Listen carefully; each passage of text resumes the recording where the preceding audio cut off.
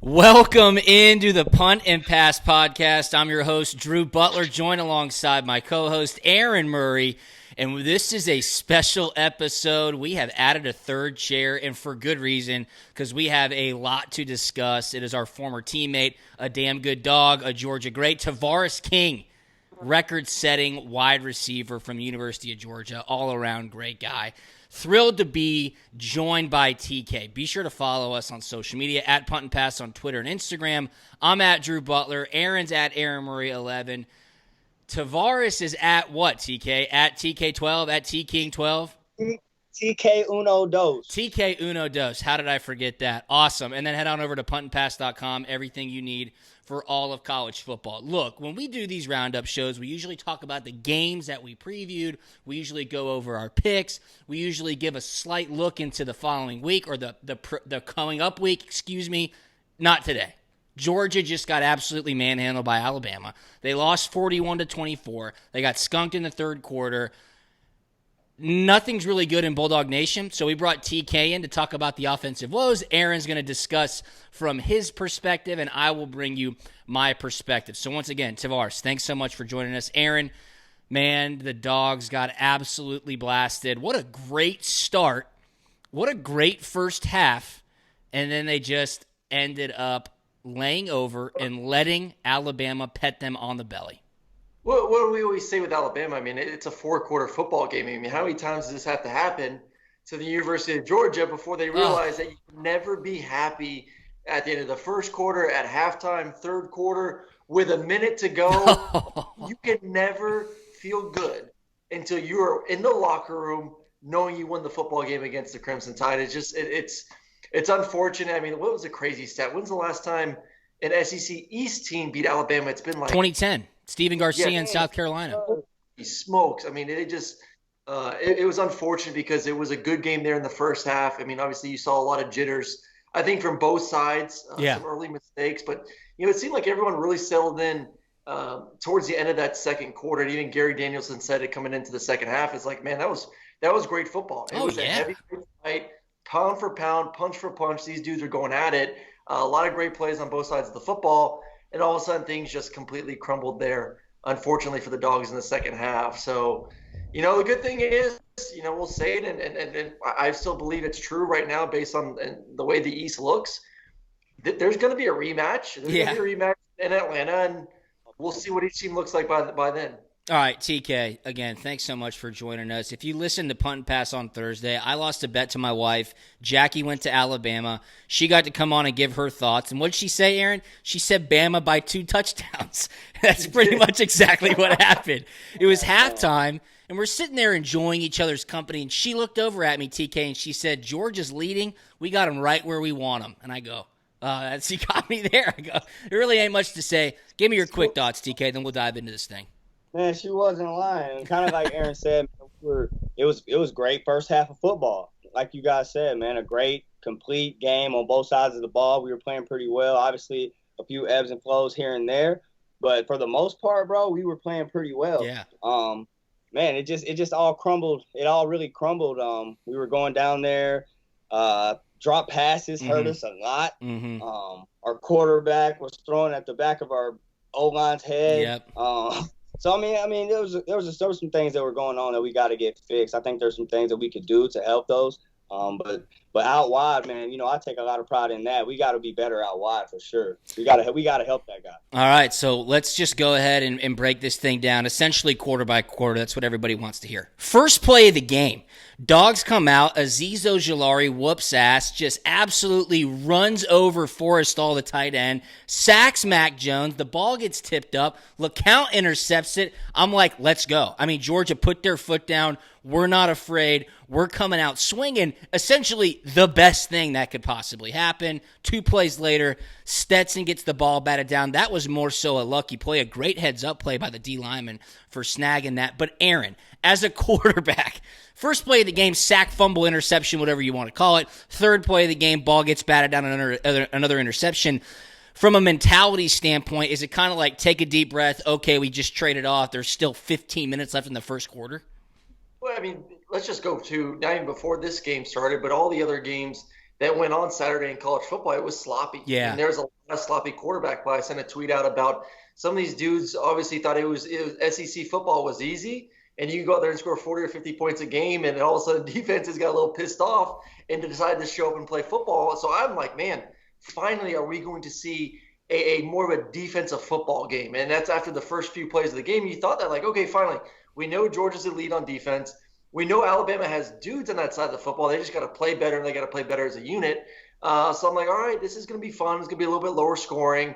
And offenses are going to have to put their pants on, big boy pants on, to be able to move the ball up and down the football field. So I thought the first quarter, like I said earlier, was ideal for both teams. I mean, this is College Game Day was there. It was CBS 8 o'clock prime time. This is 2 versus 3. There's a lot, and obviously both teams were heading into the game with a lot of question marks, a lot of commotion about Saban. Obviously, the return of Saban comes Saturday. I mean, it was a drama. It was amazing. The amount of drama going into this football game, and then you talk about the first 5 plays of the game. I mean, it was soap opera kind of stuff going on. It was entertaining. It was fun. And like I said, I think everyone just needed to take a breather, settle in, and you saw that kind of throughout the first quarter and then heading into the second quarter. All right, TK, if you're watching the game, obviously you usually have your phone in hand, you're following along on Twitter, you get the back and forth, the immediate emotional reactions. And as Stetson started off, a couple of balls got batted down at the line of scrimmage. Everybody knows Stetson's 5'11". That might even be a bit generous from a height standpoint. But he has been doing what he's been doing, and the fans, okay, you listening, have loved Stetson through 3 games, okay? Everything's great. Everybody's in la-la land. He comes in and saves the day versus Arkansas. They run over Auburn. They push around Tennessee. Stetson has game day pieces about him. That's how it goes in football. You go from 0 to hero in one game, but when those things happen, TK, talk to me from a wide receiver's perspective. Are you like, come on, man, you got to roll outside the pocket, deliver us to football, give somebody a chance out here? Well, bro, I mean, again, playing with a dude that was 5'5", I think I said today. Murray? Yeah, he's talking smack on Twitter about him. I know the struggles, bro, of him having to see over bigger guys. Yeah. I understand. So, how many balls can I get, TK? How many times are you like, damn, Murray, stop throwing the ball in the back of my – never. Yeah, exactly. I haven't seen it. But that being said, I think there's ways that we can help him. Yeah. I like Stetson, man. I don't think he's gonna do things that's gonna make people just turn their heads and just be like, whoa, oh shit. Yeah. But I like the kid. I think he can manage the game and be somebody that's successful for us. That being said, we got to put him in situations to do so. He can't sit behind 6'5", 6'6" guys and be comfortable. We got to roll him out of the pocket, man. We got to do things for him. But you the man. You got to make that shit happen, yeah. Bro. You got to make it happen. I got something to say about this whole quarterback situation. I've seen it done. Yeah. I agree with you, TK. You know what the issue is? I mean, people talk about, all of a sudden, people, you said it, Drew, people are on the Stetson Bennett fan, on top of the bus. They're excited. They're pumped. This kid is winning football games, and now we want to hate him. And now everyone's saying, oh, well, we knew he was limited. We knew that he could only go so far and take this team so far, yada, yada, yada. And that goes back to my original statement from 4 weeks ago when we were kind of breaking down and figuring out who the starting quarterback for Georgia was going to be. And I said on this show, and I said on my show on SEC, on Sirius XM, I said, Dwan Mathis is a kid that has incredible talent. He's and a kid incredible upside. Just got to suck it up and understand that there's going to be bumps and bruises in the road early on. Yes. But the ceiling is so high, man. Like, this kid has so much potential to be really good later in the season. And what I say, I said, listen, if Dwan's the guy and you make it to week 4, things may not look good against Alabama, but I guarantee you the next time they play Alabama, he's going to be a 10 times better quarterback because he's going to get better each and every week. And now people are starting to say, oh, well, Stetson, he's reached his peak. He can't get any better. And obviously we need to find a new solution, where I still go back to the very first game, and they should have just let Dwan learn, get better, because even in that game, same thing. That first quarter was not on the quarterback. People love to blame the quarterback, but they couldn't run the football. Yeah. There was a ton of penalties going on. But what do? You blame Dwan Mathis. What do you do this past weekend when the things aren't going well for the offense? You blame Stetson Bennett. It's unfortunate for the position. And at the end of the day, the coaches just got to stick to their guns. If they knew Dwan was going to be good and Dwan was going to need some work, which I talked to that staff 2 weeks before during the scrimmage. They said, listen, this kid has the potential to be really good. Yeah. We just got to keep working with him. He needs to play football. And unfortunately, they didn't want to stick it out. They took one quarter and decided to move on to Stetson. So it's a crazy world being a quarterback. You don't get a lot of time. I mean, look at the NFL. These guys get 1-2 years. And if you don't pan out that short amount of time, you get the hook and you're gone. I mean, look at the kid for Washington who played well. They didn't win, and now he's on the bench. It's just crazy times. I think the coaches listen too much to the outside noise, and they just don't want to take the time to develop because it's a unique position, and you can't expect every quarterback just to show up day one and be all SEC, all American. It just doesn't work like that. I agree with you 100%. You did say that right after the Arkansas game. Hey, guys, you got to give him more time. The kid hasn't played competitive football, tackle football in 3-4 years, coming off of brain surgery. Give him more time. You couldn't run the ball. The offensive line looked like shit against Arkansas. And now what are we learning? Arkansas right now may be Georgia's best win. I mean, seriously, Arkansas, who was supposed to be the worst team in the SEC heading into the season, is showing some real courage. They're really playing well. They just dismantled who'd they play this past weekend? They who? Ole Miss. Yeah, they beat Ole Miss. Ole Miss couldn't even score. I mean, Arkansas is good.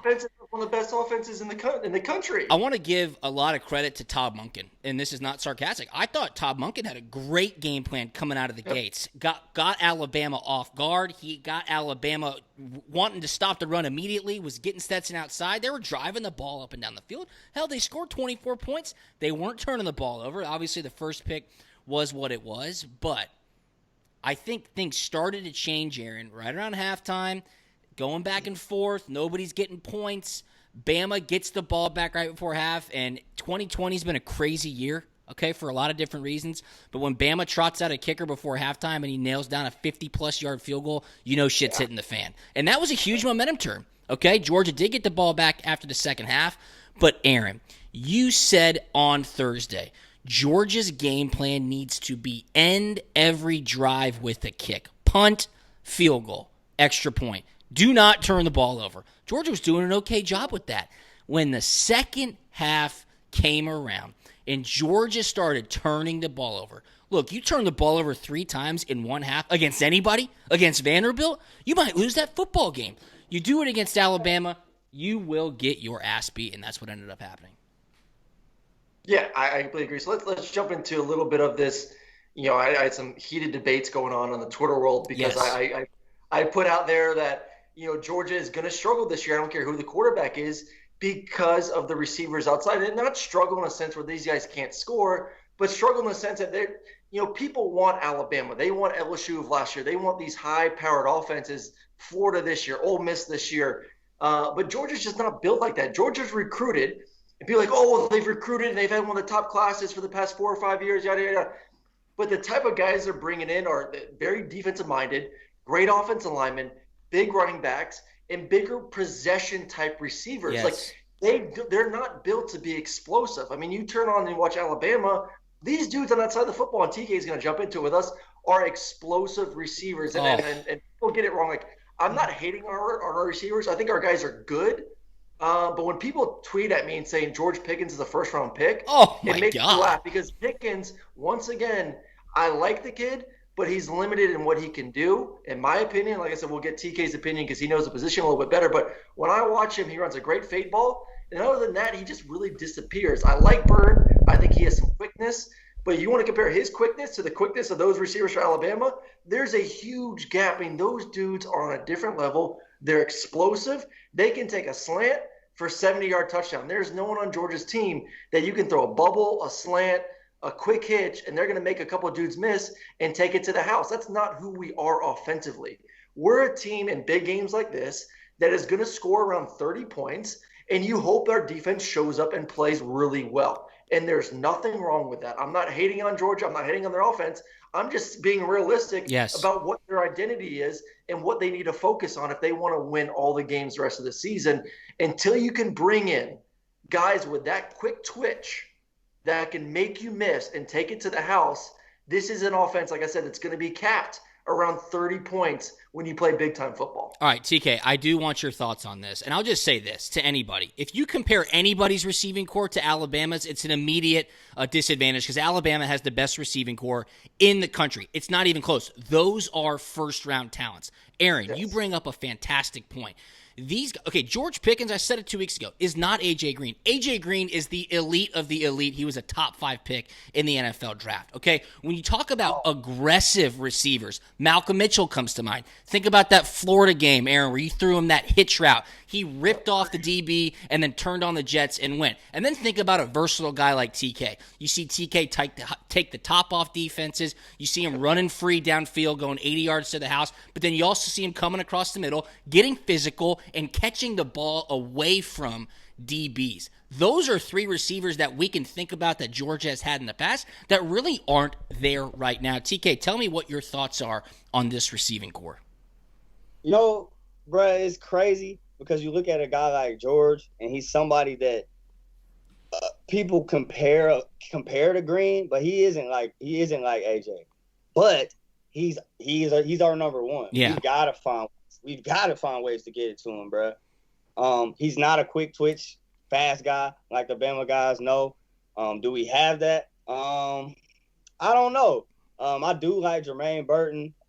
He's gotta come down with balls though. Yeah. He's gotta get better. I don't know if it's him being young. I don't know if it's nerves. That was probably the biggest game he's ever played in his life. For sure. So I don't know if it's him being young, but I've seen the kid. He trained with him. I've seen him do tremendous things. So I know the ability. I know the talent's there. But like you said, bro, we've got to find ways to compete out wide, man. It comes down to pride, really, bro. We had guys like Michael Bennett, Marlon Brown, Malcolm Mitchell. Malcolm Mitchell you mentioned. Everybody competed, and it was part of the group, bro. We made it. I think I tweeted about it. We made it up in our mind that we were going to make the offense go, and they've got guys that can contribute and play. You've seen guys make plays. You've seen Kearis Jackson make plays, rip off, do special things. So it's there. You know what I'm saying? It might not be there, like obviously, like Alabama, like you said, comparing them to them is ridiculous. But we've got tools. We've got to find a way to make those tools work, and we've got to make the most of our opportunities, bro. Balls can't hit you right here, and you not come down with it. So we just got to be better out wide as a whole, and that starts from the top, obviously, recruiting. But what's there? Yeah, you got to develop it. Yeah. TK, I have a question. I mean, I was talking with someone too on Twitter, and I told him I'd bring this up with you, and he said, well, listen, the guys that we have on this roster were more highly recruited than the guys on Alabama's roster. And people always want to go back to recruiting. How many stars? And I told him, like, listen, throw the stars away. As soon as you get, I've seen plenty of 5 stars show up and be complete busts. And I've seen plenty of 2 and 3 stars and kids that had no stars end up being superstars. Ball you look at the NFL draft up here, there's so many guys that were not highly recruited. When you're looking at receivers, I mean, say if you're Tony Ball, put your Tony Ball cap on right now, and you're going out there recruiting kids. What are you looking for? 1, and 2, what would your message be to the nice gentleman I was having a conversation with on Twitter about? Well, our guys had more stars than Alabama's guys. Are we just recruiting the wrong type of person, or are we just not developing the right way? I think obviously you guys can attest to this. Like you said, stars mean jack shit. They mean nothing. Yes, nothing. They mean absolutely nothing. I've seen guys walk in the door, and I'll be like, "Who the hell is that?" And then them is just the guy. So stars mean nothing first and foremost. But bro, we've got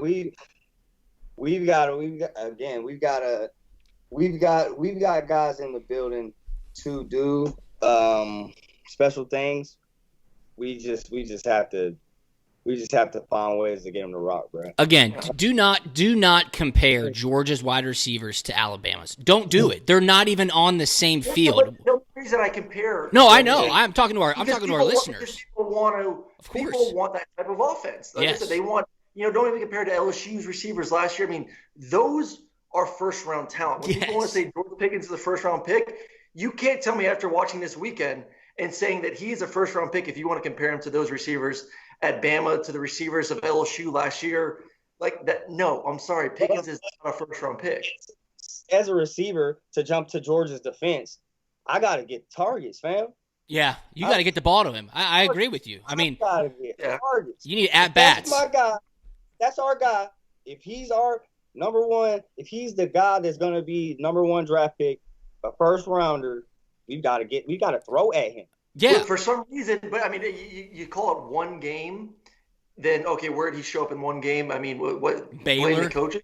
But the fact that it's been 4 games now, this whole season, really hasn't done much. Maybe it isn't the coaches. Maybe it's Pickens at the end of the day, because you can blame it on one game and the coach is not getting him the ball, but eventually you have to say maybe the coaches say that, listen, maybe he isn't the dude. Yeah. And that's why we're not targeting, because you would think these coaches are getting paid enough money by 4 games in, and Todd Monken's a pretty good OC to say, okay, I need to get him the ball more. And the fact that he's not going to him is maybe telling us a lot more about what kind of player George Pickens is in my mind. I totally agree with you. TK, I need your thoughts on this, because a lot of people were giving Aaron and I comments back about our initial George Pickens opinions, because we said he's good at one route, which is the fade go route. That back shoulder fade and the go route is what George Pickens does best, and that's how he gets the ball and how he gets open. And people would say, well, that's the only route the coaches have him run. Well, why do you think that? Okay, they're not going to ask the receivers who don't run good inside routes, who aren't good in the slot, who can't do well in zone coverage, to do the things they're not good at. That's not how football coaching works. Tell me, TK, if you're doing terrible in practice and you can't exactly get one route down, does the coach throw you out on the field and say, hey, go do it during game time? No, you're not gonna be the guy, man. I mean, every week you run plays. You got a first 15, obviously. Yeah. You run plays every week. Those guys go through them. They see who can catch this slant. They see who can catch this fade. They see who can catch this corner. If you're not doing that, you're not going to be the guy. Exactly. That being said, like I saw us throw George a hitch route where he faked outside, went inside. He's got the tools. Yes, he does. The tools there, bro. But like you said, Murray, obviously something's not clicking. Whether it be playbook or assignment, something's not clicking because they get paid a lot of money to not be throwing him the rock. I mean, if you look at the game plan, to me, I think they have more faith right now in Jackson and Byrne. I mean, you saw a heavy emphasis in that football game to find ways to get Byrne the football, whether it's on jet sweeps, reverses, moving him around the slot on the outside. Like, to me, I think they're trying to build him to be their number one guy, just based on kind of the plays I've seen these past 2 weeks. I mean, they kind of eased him in. He didn't play a lot the first couple games of the season. I know there's a lot of hype about him, and then you're starting to see more and more these past 2 games that he's playing a bigger role right now within this offense. I think that's, to me, when you look at the way it's going from Todd Monken, I think he thinks of him and Jackson as their 2 top guys. And right now, based on the way the plays are going and the catches and the targets, Pickens, in my mind, is the number 3 guy all of a sudden. Oh. So I'm just saying this. If you watch the film, and the ways that Todd Monken is getting the receivers involved, the way he's game planning is we got to get Byrne the ball, we got to find a way to get Jackson the football, and then I just don't see ways that they're trying to get Pickens the football. Aaron, speak to how that jumped out to you when you watched the all-22 copy of the Georgia-Alabama game. Well, I just think when I watch the 20 people be like, oh, well, there were deep balls down the field that Stetson missed, and yes, I agree. There's going to be, those are such low percentage throws, you're not going to hit all of them. But if you watch every single snap and every pass play, those DBs for Alabama were all over our receivers down the football field. I mean, they played man-to-man coverage. They loaded the box and said, we're going to let you, if you want to win this football game, you better hit these deep balls because we're going to press you up. So, obviously, once again, I'm not defending Stetson. Stetson has to play better. If Stetson's the guy going forward, he has to be more accurate. And there's plenty of times where I watch the film too. He went to the wrong side based on coverage. You can just tell in the play development. So listen, for him too, this is his biggest game of his career. So the fact that people could expect a kid who was the 5th quarterback heading into camp to show up week 4 and go toe-to-toe for Alabama and put up 40, 50 points, once again, I think is completely unrealistic to expect that from him. So the defense had to play better. The defense didn't. Yep.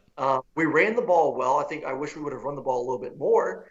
But, I just think, once again, like I said in my earlier tweet, there's no unit on this offense, not one, that you can say this unit can win us football games against elite teams.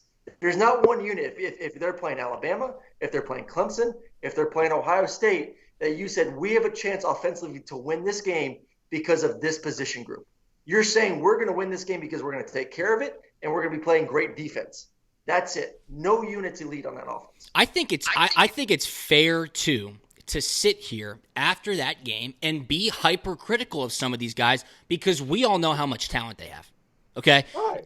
I mean, TK, you're sitting there going, you know how rawly talented George Pickens is, right? Like, you know how good these guys are. You want to talk about recruiting stars and XYZ, and we're talking as former players. After a game like that, because we've all been part of a game like that where it's built up and you get your ass kicked, okay? And it's okay for the coaches and your teammates to come to a guy like George Pickens and say, man, we need you. Step it the F up. We know how good you are. Bring it. I know Coach Bobo said that to you, Aaron. I know Coach Lilly said that to me. TK, I know Coach Rick said that to you. You hold each other accountable, and I think this is a big game for Georgia to look inside that locker room. To Aaron's point, who's going to step up? We don't have it right now. We do not have it on the offensive side of the ball. Who is going to step up and lead us into the second half of this season? Because it sucks that they're going to have to sit on this loss for an extra week. But Kentucky's going to welcome Georgia and Lexington and say, let's go. Let's go. Because they're going to look at the blood and the water on the offensive side of the ball and say, we can stop these guys. They're saying the exact same thing Aaron just said. They do not have one unit on the offensive side of the ball that scares us. And that allows them to have a little bit extra juice on game day. I think we all sit here as former Georgia players and as former football players in general and say you got to hold each other accountable. You have to be able to lean on guys to step up in the big moments. Guys like Nick Chubb. Guys like Sony Michel, guys like Roquan Smith, who were game breakers on defense and sit there and go, we need one play? Let me go out there and do it. I got it. Maybe it is Dwan Mathis. Okay, I'm sitting there watching the game. My phone is blowing up going, where's JT Daniels? I'm going, guys, I don't know, but nobody said anything about him, so he must still be hurt. You know what? That's another thing, too. Everyone wants to put JT in, and once again, go back to these coaches getting paid money. Something else must be going on. So you think? Yeah. And JT to go in the football game. If they thought he was the better quarterback, he would have been in the football game. That's what I'm saying. Do you think they're just holding him aside just to piss fans off? They want to win these games. That's what drives me crazy about people who have not been in these locker rooms, people who don't understand what's going on. The players and coaches know who the best players are, especially at the quarterback position. Yeah.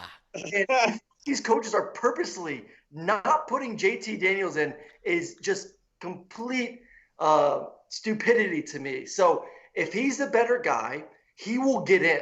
But the fact that it's been 4 games and he hasn't been in, maybe he's telling me something else is going on. That's right. TK, he has not been in for one snap. Georgia, fourth quarter against Arkansas, not a game. He could have gone in. Auburn, fourth quarter, not a game. He could have got one snap. Tennessee, they blew him out. It wasn't even a game. He didn't even go in. Something else is clearly going on, right, TK? Yeah, bro, something going on, bro. I'm at my daughter's game. Somebody was like, yo, all of this quarterback stuff, where's JT Daniels? I was like, yo, I haven't seen him.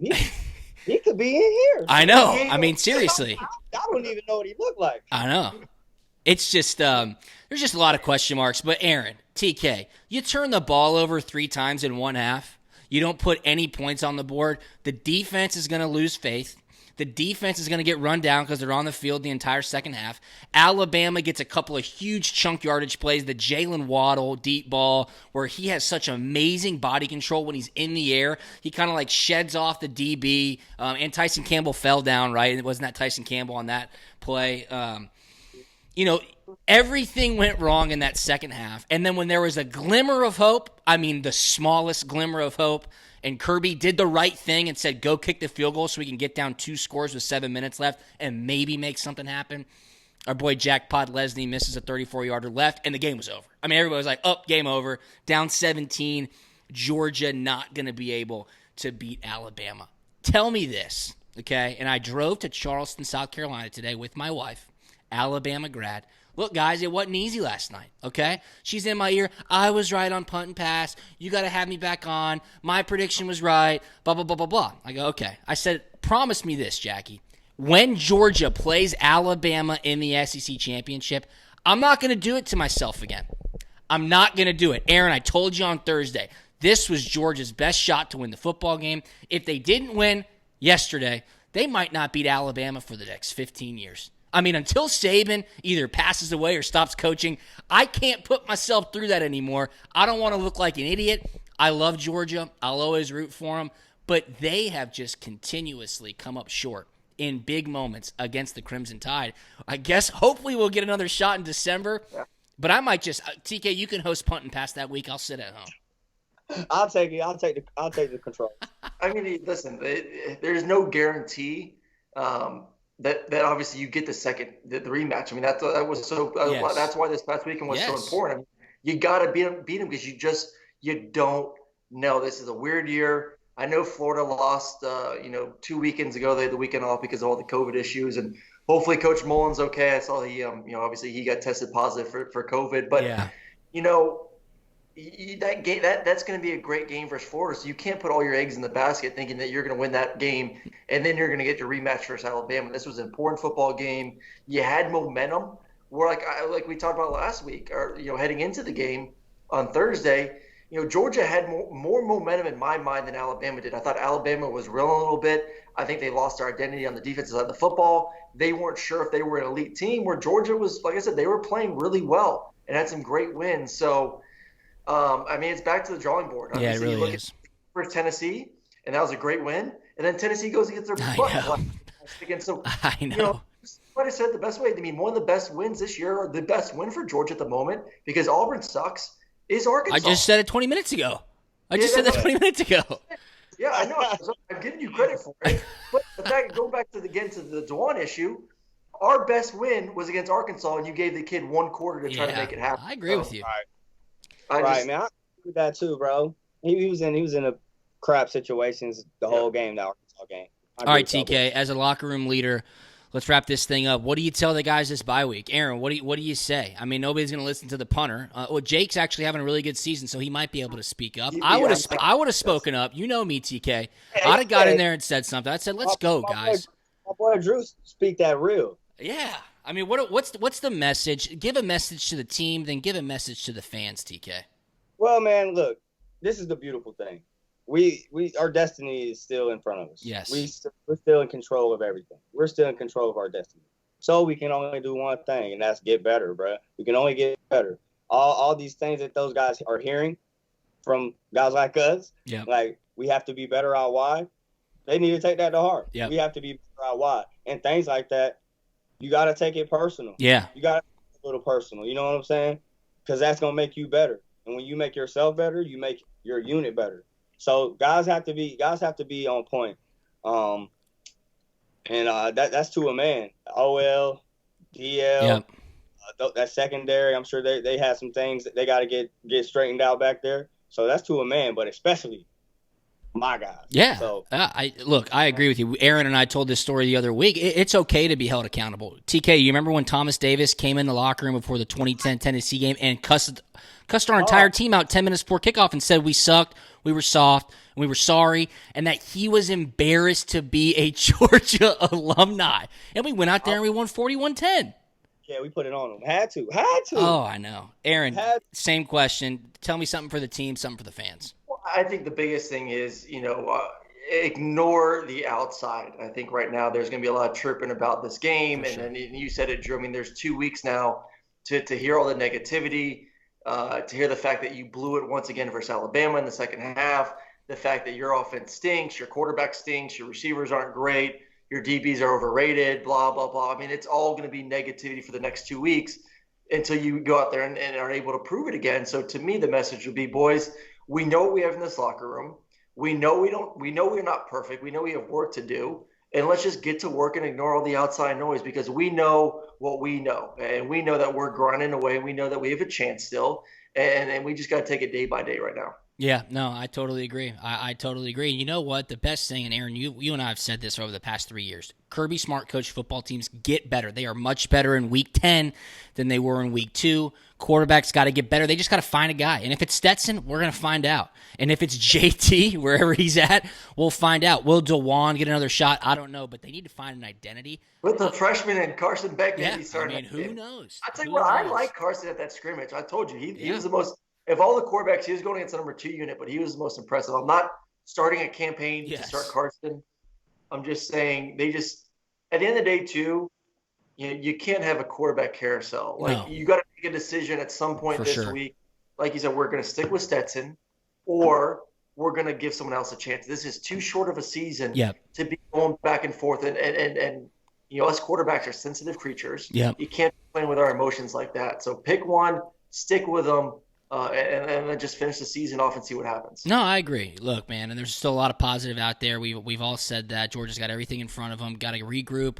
Got to find that identity. I really like what Todd Monken's doing. They've got the horses in the stable. It's just time to find that identity, rally the crew, beat Kentucky, and then gear up for that Florida game, because that's really going to decide if you're going to be competing for a college football playoff spot. And believe it when I say, I think everybody in that locker room and in that building believes that they are one of the best 4 teams in the country. So that's the most important thing. But hey, look, guys, it is what it is. We're losers after the Alabama game once again, but we'll see what happens when the season is over. Aaron, you had a great week, 3-2 on punt, pass, and pick. You're now 4-0 on your locks. I had a terrible week. I went 2-3.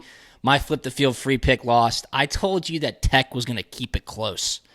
Yeah, Tech got 60 hung on him in the first half. Do you think Jeff Collins' wife still loves him after that? I mean, that's bad, bro. No, he may have to quarantine himself. Just get away even without the coach. That's bad, bro. All right, TK, we love you, man. Thanks so much for joining us. Special episode. I hope everybody really enjoyed it as well. Follow us on Twitter and Instagram at Punt and Pass. I'm at Drew Butler. Aaron's at Aaron Murray 11. TK is at TK Unodos. Head on over to puntandpass.com, and we will talk to you later on this week. See ya. Hey.